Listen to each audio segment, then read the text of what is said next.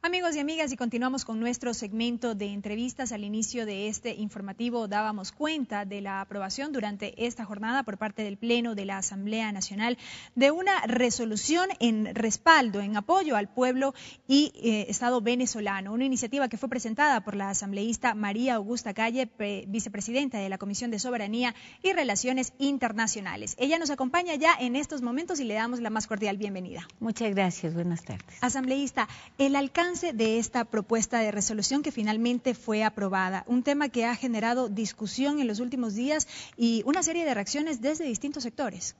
Sí, el hecho de el decreto ejecutivo que expidió el presidente Barack Obama el 9 de marzo es algo que no puede dejar de llamarnos a la reflexión y a la movilización. El presidente Barack Obama el 18 de diciembre sancionó la ley para la defensa de los derechos humanos y la sociedad civil en Venezuela, una ley de carácter extraterritorial e injerencista, dos principios fundamentales reconocidos por todos los países que hacemos parte de Naciones Unidas. Una ley estadounidense que pretende regular en Venezuela, una ley expedida por el presidente estadounidense Barack Obama que pretende dictar normas y sancionar a ciudadanos venezolanos en Venezuela. Una saga de esa ley es el decreto ejecutivo que el presidente Barack Obama lo sanciona el 9 de marzo recientemente y que empieza a dar forma ya en la práctica a la ley expedida en diciembre. Pero ese decreto no es contra Venezuela. Ese decreto está abriendo la puerta a la guerra. Es una declaración de guerra contra América Latina. Mediante ese decreto que declara que Venezuela representa una amenaza inusual y extraordinaria a la seguridad de los Estados Unidos de América. ¿Bajo qué argumentos?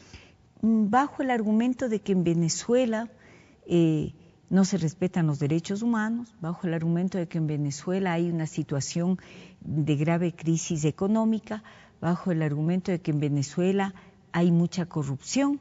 ¿En qué medida puede afectar esto aparentemente al gobierno estadounidense? En nada, o sea, es un enorme cinismo. Yo creo que la inusual y extraordinaria amenaza que tiene el gobierno y la República Bolivariana de Venezuela a los Estados Unidos es que Venezuela maneja soberanamente su petróleo. Los Estados Unidos necesitan petróleo. Los Estados Unidos ahora han empezado a tratar a una ley que deroga, la derogatoria de una ley que prohibía a los Estados Unidos vender su petróleo. Y ahora quieren eliminar esa disposición. El resultado, bajó notablemente el precio del petróleo. Pero los Estados Unidos necesita además tener petróleo barato para lograr solucionar de alguna manera su crisis económica. Y Venezuela tiene la reserva petrolera más grande del planeta, tiene la Franja de Orinoco. Esa es la razón extraordinaria e inusual, la gran amenaza. Esa es la verdad de esta medida, pero los Estados Unidos emiten estos decretos previo a las invasiones. Eso es lo grave. Los Estados Unidos, los presidentes, varios presidentes de los Estados Unidos y el propio Obama, el propio premio Nobel, han emitido decretos similares para invadir Siria, emitieron un decreto así gravísimo. Irak era una gran amenaza porque fabricaba armas de destrucción masiva e invadieron Irak, produjeron más de 1 millón de muertos y al poco tiempo, bajo el pretexto de que tenía armas de destrucción masiva. Y después de un tiempo Bush dijo, ups, nos equivocamos, No había armas de destrucción masiva en Irak, pero habían invadido Irak, se habían apropiado de su petróleo y habían logrado un negocio muy lucrativo que era la reconstrucción de Irak, porque ellos van, destruyen y sus propias transnacionales, después de apropiarse del petróleo, las transnacionales, por ejemplo, del vicepresidente Bush, entraron a reconstruir Irak y con eso tuvieron unas ganancias exorbitantes, ¿no? Y así fue en Afganistán. Y así fue en Siria, y así fue, han tratado de hacer lo mismo en Siria, así hicieron en Libia. Lo de Libia es algo muy grave. Entraron a Libia porque había una gran crisis de los derechos humanos y de la corrupción. Los mismos argumentos. Destruyeron un país que tenía de los índices más altos de desarrollo humano y le pusieron a nivel de barbarie. Eso es lo que está pasando en Libia. Con Siria no han podido, pero ya son 2 años de guerra que tenemos centenares de miles de muertos en Siria, y eso es lo que pretenden hacer con Venezuela. Es por ello que ustedes argumentan, o que se argumenta, que esta decisión adoptada por el gobierno estadounidense podría justificar posteriores acciones económicas y militares, conforme se lo dijo en el debate. Por supuesto, es que estos son los prolegómenos de las invasiones. ¿Pero puede darse aquello similar como ocurrió? ¿Por qué no? ¿Por qué no? Les recuerdo, Venezuela tiene la reserva estratégica de petróleo la reserva petrolera más grande del planeta en la franja del Orinoco. Pero además, no es Venezuela, es que América Latina tiene este rato 11 gobiernos que han decidido manejarse soberanamente. Son 11 ya. Fue Venezuela la luz que junto a Cuba iluminaron a América para que los pueblos se den cuenta que pueden caminar con pies propios, que pueden tener voz propia, y han empezado a darse instancias de integración muy importantes que pueden desde estas instancias de integración enfrentar en diferentes campos económico, de alguna manera militar, a agresiones externas y dejar de ser neocolonias. Entonces, yo creo que esta decisión del presidente Barack Obama hay que leerla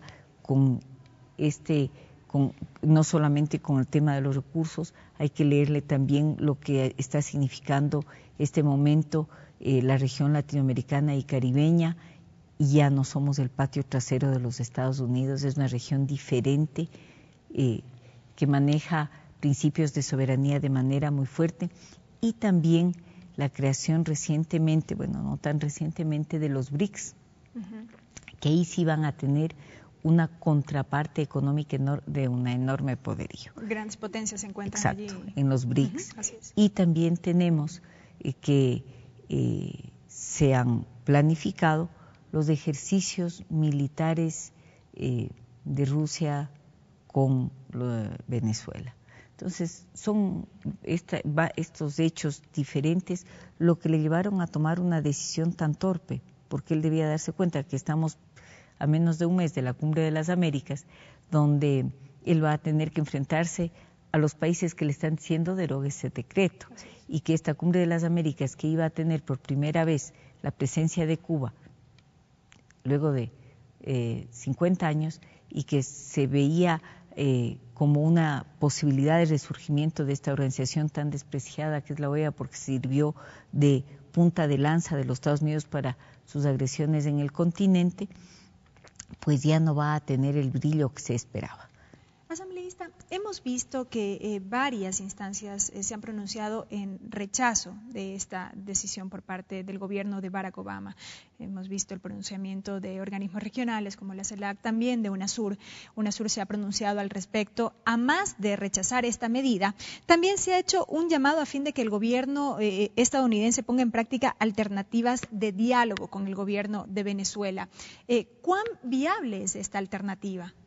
El presidente Nicolás Maduro hace unos pocos días, creo que el día sábado o el viernes recientes, dijo que él extiende la mano al presidente Obama y que se sienten a dialogar.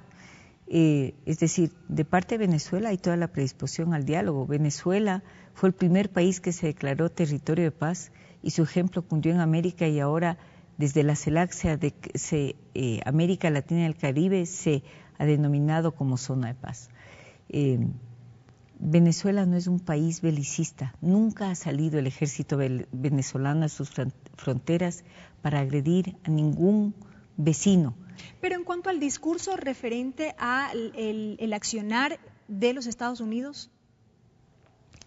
El discurso del gobierno venezolano ha sido decirle: aquí estamos y vamos a defender la patria. Pero no ha habido en ningún momento un pronunciamiento de decirle vamos nosotros también a agredirle a usted. No ha habido eso, ¿no es cierto? Y lo lógico, vamos a movilizarnos, vamos a estar listos y no se le ocurra entrar. Es un acto de defensa y de resistencia. Pero no ha habido un pronunciamiento belicista. El presidente Nicolás Maduro, repito, le dijo al presidente Obama que le extiende la mano y que se sienten a dialogar. Ahora, yo digo, ¿dialogar de qué? Dialogar para que Barack Obama explique cuál es en derecho la amenaza terrible que representa Venezuela para los Estados Unidos. Sería interesante que se dé ese diálogo, sería interesante.